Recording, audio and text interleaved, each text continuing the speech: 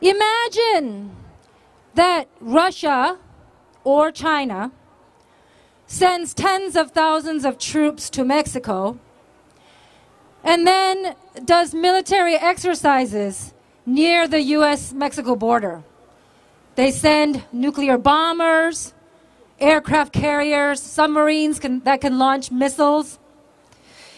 And they do massive exercises to simulate the collapse of the US regime.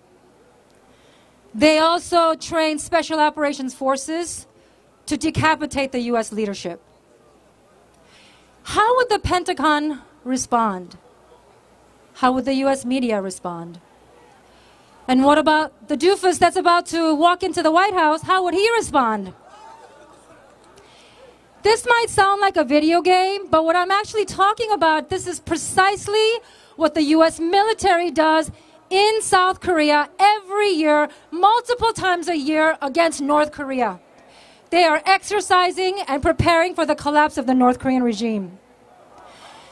The US media paints a picture of North Korea that its leadership is irrational, that its nuclear weapons are a threat to global peace. But what they don't tell us is the other side of the story. What they don't tell us is that during the Korean War, the US bombed the northern half of my homeland, the Korean Peninsula, to obliteration so that there are no buildings left standing.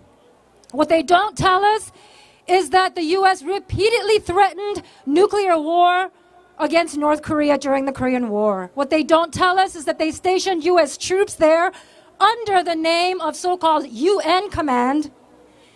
What they don't tell us is that the UN General Assembly passed a resolution in the 1970s to dissolve that UN command, but the US ignored it, and they still keep those troops there. There are 28,000 of them there right now. What they don't tell us is that 10 years ago, the US agreed to normalize relations with North Korea, and in exchange, North Korea agreed to stop their nuclear weapons program.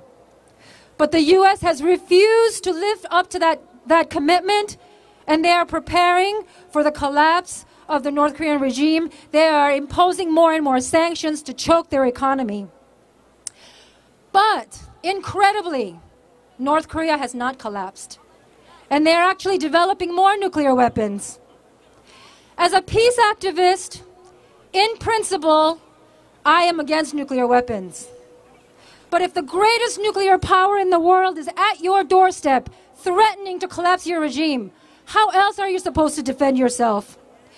It is the sovereign right of North Korea to launch satellites into space to test their nuclear weapons.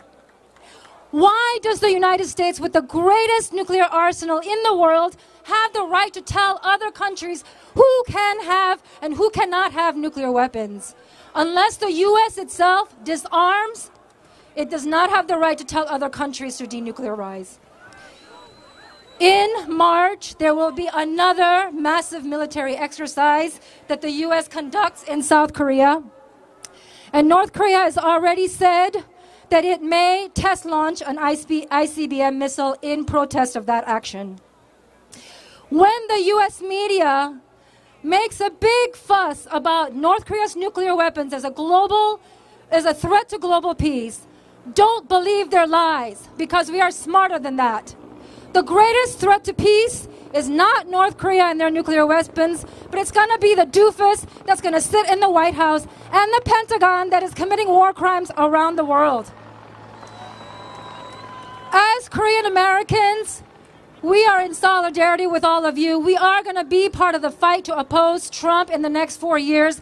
We're going to march for the rights of immigrants and refugees. We're going to march for Black Lives Matter. We're going to march in support of women's rights and LGBT rights.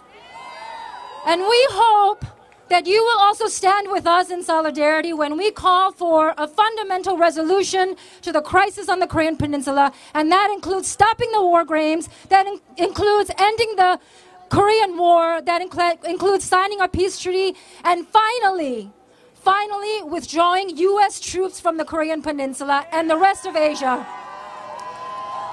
So I hope you will chat with me when I say, end the Korean War, peace treaty now.